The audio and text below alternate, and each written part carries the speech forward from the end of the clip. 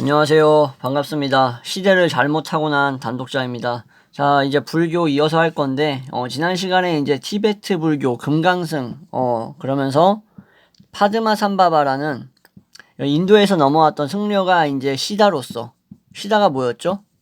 완성된 자. 예, 뭐 시다발이 그런 거 아닙니다. 예, 이 완성된 자로서 이제 어떻게 이 금강승 불교 수행 방법을 이제 퍼뜨릴 수 있었는가, 뭐 이런 거에 대한 얘기를 했었죠. 그죠?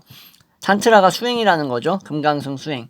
그래서 이제 이 시다에 관한 이야기들을 이제 먼저 말씀드리면서 시작을 할 건데, 시다에 관한 이야기들은, 이 완성된 자에 대한 이야기들은 이제 완전히 컴플리트리 타락해가지고 완전 인생 개막장 막바지에 놓여있는 사람들, 이런 사람들을 묘사하는 것으로부터 시작을 합니다. 근데 이제 이런 개막장 인생을 사는 사람들 앞에 누가 나타나냐? 바로 스승이라고 할 수 있는 사람들이 나타나는 거예요. 그래서 이게 되게 멋있는 말인데, 한 인간의 가장 큰 실패, 비기스트, 가장 큰 실패는 뭐가 될 수 있을까요, 여러분들? 곧 이퀄 진정한 해방으로 가는 깨달음이 될 수 있다. 그래서 이것을 깨닫게 하는 식으로 수행이 진행된다. 라는 것을 이 시다 이야기에서 보여주고자 하는 겁니다. 되게 멋있는 말이죠. 한 인간, 여러분이나 저나 아니면은 뭐 다른 사람들이라던가 그 사람의 가장 큰 실패가 인생에서 있겠죠. 근데 그것이 바로 뭐다? 진정한 해방을 얻을 수 있는 기회다. 그것을 깨닫는 순간이다라고 얘기하는 거죠. 이런 식으로 이야기를 진행한다라는 건데, 여기에 나오는 인물, 뭐 도박하다가 인생 망한 놈들, 알코올 중독자들, 뭐 매춘부들, 이런 사람들의 이제 이야기가 나오는 거예요. 시다 이야기 속에서. 그래서 이러한 사람들은 뭐예요, 여러분들? 다 거의 뭐 막장인데 각기 필요한 것들이 있죠. 필요한 것이 어떨까요? 다 달라요.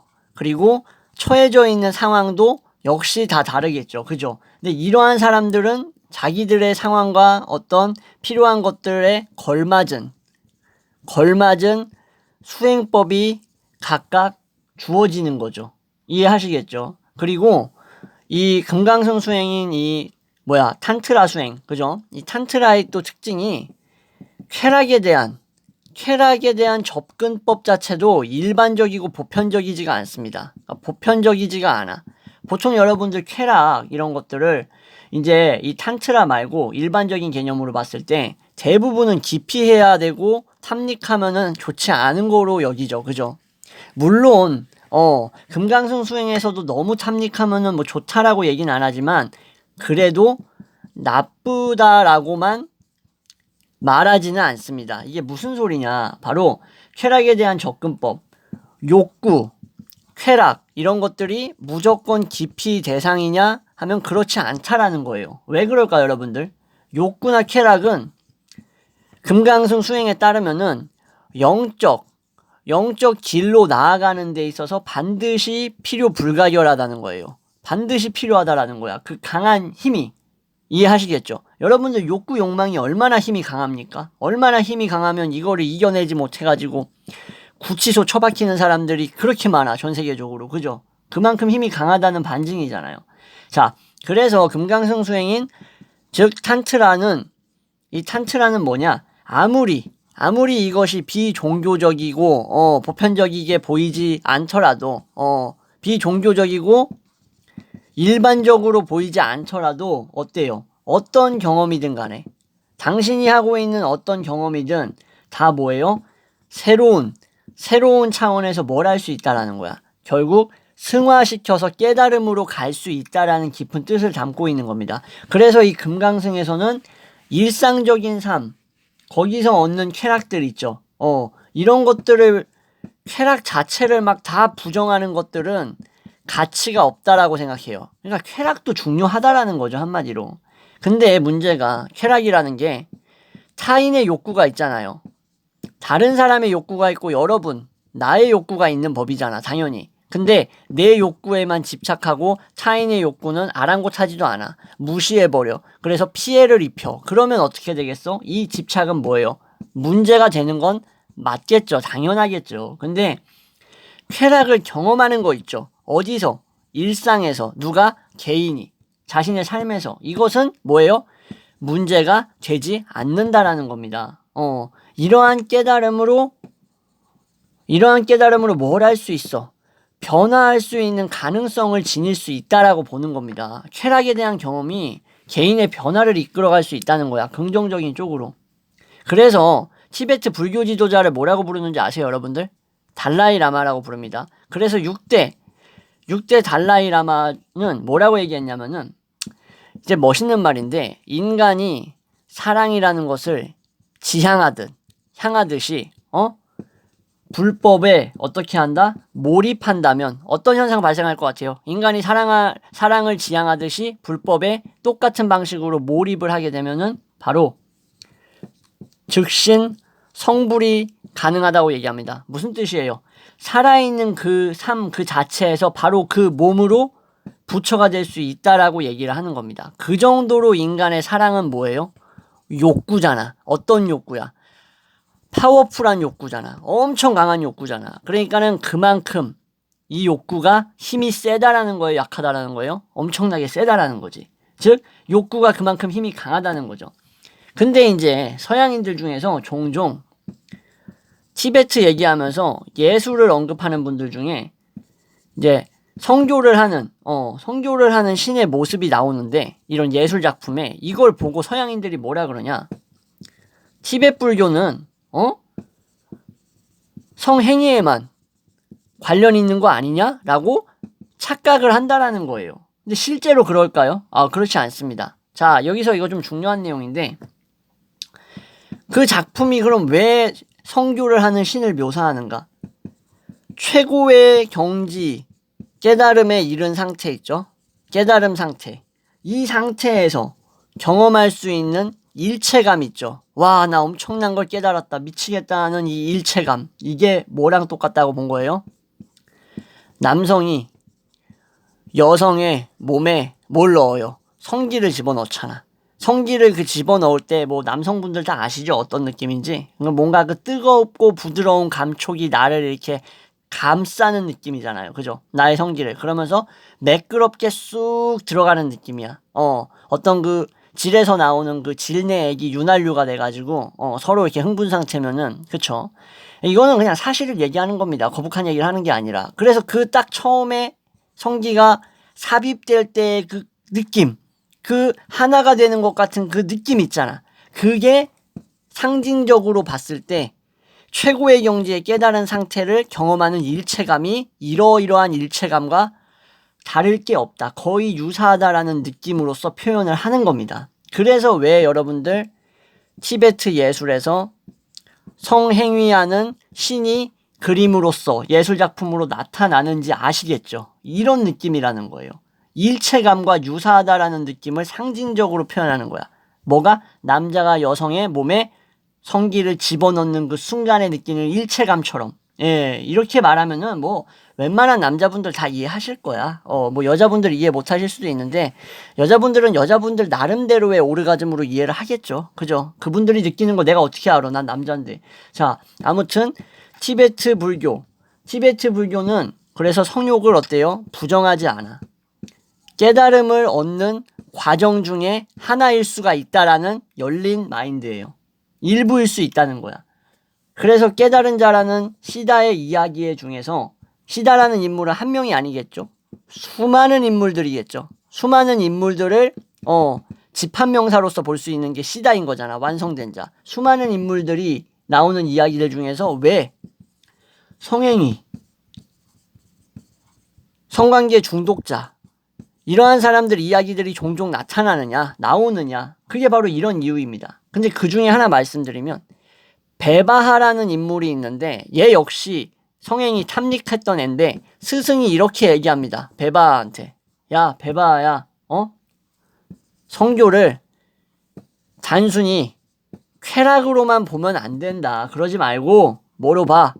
수행, 깨달음에 이르는 그 과정에서 영적 행위라고 생각을 하라고. 깨달음에 이르기 위한 과정과 행위라고 받아들이지, 쾌락의 순간으로만 보면 너는 망가질 거다라고 얘기를 하는 겁니다. 맞는 말이죠. 단순한 쾌락을 넘어서는 쾌락을 경험하는 거야. 그래서 그 넘어서는 쾌락이 깨달음으로 이어질 수 있다라는 거지. 공이 뭐예요? 비어 있다라는 거지. 불과 분의 관계라는 것을 깨닫는 그 과정으로서 보라는 거죠. 쾌락을 이해하시겠죠. 그래서 이제 베바가 어떻게 되었을까 여러분들? 이 시다 베바의 이야기 12년 동안 계속합니다. 성행이 계속해. 아주 지독한 놈이야. 그래서 결국 깨달음을 얻었다. 뭘 깨달았는지 잘 모르겠습니다. 뭐 자기 나름대로 자기 상황에서의 깨달음을 얻었겠죠. 근데 뭐 크게 어긋나지는 않았다라고 보면 되겠죠. 그래서 여러분들도 이제 불교에서 독신 생활, 주로 이제 얘기하기 때문에 제가 이제 갑자기 말씀드리면 이 불교에서 독신 생활이 여러분들 크리스트교에서는 없을까요? 왜 없어? 당연히 있지. 가톨릭, 수도원, 당연하잖아. 그러면은 불교와 크리스트교의 독신 생활의 차이는 뭘까요, 여러분들? 자, 탄트라에서는 독신 생활 때문에 고민을 하고 있고 고통을 받고 있는다면 어떻게 하라고 가르칠까요? 나가서 이렇게 가르쳐요. 나가서 그냥 떡 쳐. 오피 가, 건마 가, 홍등가 가서 그냥 벗고 박어 라고 가르쳐요. 왜? 그것 때문에 그렇게 고통받고 고민받으면은 뭐예요? 깨달음으로 가는 과정이 어때? 아주 순탄치 못하단 말이야. 그러니까는 그냥 차라리 떡을 쳐라. 고통받을 바에 이렇게 얘기를 합니다. 그래서 탄트라라고 할 수 있는 이 금강승 수행은 뭐예요? 어떻게 생각돼요, 여러분들? 인간이 철저하게 수행하지 않고 다른 사람을 이롭게 하겠다는 어떤 목적, 고상한 목적 없이 이런 것도 없어. 수행도 안 해. 그리고 그냥 행해. 왜? 어느 상황에서 어느 처지에서나 다 깨달음을 얻을 수 있다. 이 말에 취해가지고 뭐든지 다 해도 된다라고 생각하는 거야. 뭐든지 가능, 뭐가 행하는 게. 그래서 막 때리고, 강간하고, 절도하고 이런 거 다 한단 말이야. 그러면 이 탄트라가 어떻게 돼요? 수행이야? 아니지. 뭐예요? 범죄가 돼버리는 거잖아. 그러니까는 수행이 안 되어 있고, 목적 의식 자체가 결여되어 있고, 그냥 막 행하려고 하는 이러한 인간들한테는 너무나 위험한 수행법이라고까지 얘기를 합니다. 맞는 말이지, 그지? 검도 어떤 인간이 휘두르냐에 따라서 다르잖아. 그쵸? 그런 느낌인 거예요. 그래서 뭔가 그냥 마구잡이로 행하는 것은 위험하고 뭘 하는 걸까요, 결국? 자기 파괴를 하는 것과 똑같다라고 얘기합니다. 누가? 이 탄트라 수행하는 티베트의 승려들이. 깨달음이라는 것은 결국 자기 상황에 맞게 깨닫는 건 맞아. 내가 처해져 있는 입장, 지위에서 내 상황에 걸맞게 깨닫고, 그죠? 어떤 행위에서든지 그 상황에서 발생하는 행위 속에서도 깨달음으로 가는 과정이 될 수 있다라는 것도 맞아. 근데 이렇기 때문에 이게 뭐예요, 여러분들? 왜 아까랜다. 예전 영상에서 이거를 미친 지혜라고 불렀는지 아시겠죠? 그만큼 위험한 지혜인 거야. 어떻게 보면 미친 거 같잖아. 어떤 행위든 어떤 상황에서든 가능한 거? 미친 거네. 막 네 하고 싶은 대로 다 하라는 게 탄트라야? 이렇게 받아들일 수 있잖아. 왜? 숙련이 덜 돼 있고 깨어있지 못하고 정신 상태가 아직 미성숙해져 있으면 그냥 이거는 범죄의 수단에 어떤 명분을 주는 수행법이 불과한 거야. 그냥 망치야. 그냥 뭐의 망치예요? 사람을 죽이는 사람에게 그냥 망치에 불과한 거야. 그래서 미친 지혜가 될 수 있다는 건데 이러한 미친 지혜는 결국 내 안에 뭐예요? 깨우침이라는 것들, 이러한 것들의 힘을 외면해서는 안 된다라는 거야. 그래서 악용을 하게 되면은 말 그대로 조진다라는 거죠. 지 꼴리는 대로 할 거 아니야. 언젠가 깨닫겠지? 언젠간 되겠지? 니 꼴리는 대로 하면 탄트라가 더 이상 탄트라가 아니다. 자비심이 결여되면 안 된다라는 거죠. 결국에는 자비심 필수. 탄트라 수행하려면 네 욕망만을 위해서 이 미친 지혜를 사용하면 어떻게 돼? 여러분들 찰스 맨슨이라고 아세요? 찰스 맨슨이라는 희대의 살인마 있었죠. 이 새끼처럼 되는 거야. 미국 캘리포니아의 히피 집단의 지도자였잖아. 얘가 이제 1969년에 이제 살해 사건의 주범이었는데 얘가 탄트라를 수행한다라는 식으로 지 입으로 얘기를 해버린 거야. 찰스 맨슨이 살인마인데 나는 탄트라 수행자인데요. 그래가지고 이 금강승에 대해서 이미지가 아주 한동안 이제 사회에서 좆됐던 적이 있었는데 스스로 탄트라를 지 좆대로 해석한 거지. 나는 히피짓거리 하면서 사람 죽이면서도 깨달음을 얻는 과정에 이르고 있기 때문에 상관없다. 이렇게 어떻게 자기 합리화를 했던 겁니다. 그래서 탄트라의 수행자가 되는 것에 대해서 스승들이 제자들에게 가르쳐야만 하는 주의사항이 있겠죠. 윤리적인 거겠죠. 그죠? 이게 많을 수밖에 없어. 당연히. 그러니까 병신이 사용하면 큰일 나는 칼과 같은 겁니다. 아시겠죠? 예. 금강승을 탐구하는 것은 정말 위험하다라고 그래서 얘기를 하는 거고. 그래서 이런 식으로까지 얘기해요. 가시 달린, 고슴도치 같은 호절을 먹으려는 것과 같다. 이것도 상징적인 의미죠. 이런 것과 같다. 한번 먹기 시작했으면 가시가 달라붙어가지고 다 끝까지 하는 수밖에 없다. 시작을 이미 했으면 중간에 끝낼 수 없어. 끝을 봐야 돼. 뭐가? 탄트라. 즉 탄트라 이퀄 금강승 수행. 맞죠? 예, 이렇게 이제 얘기를 했던 겁니다.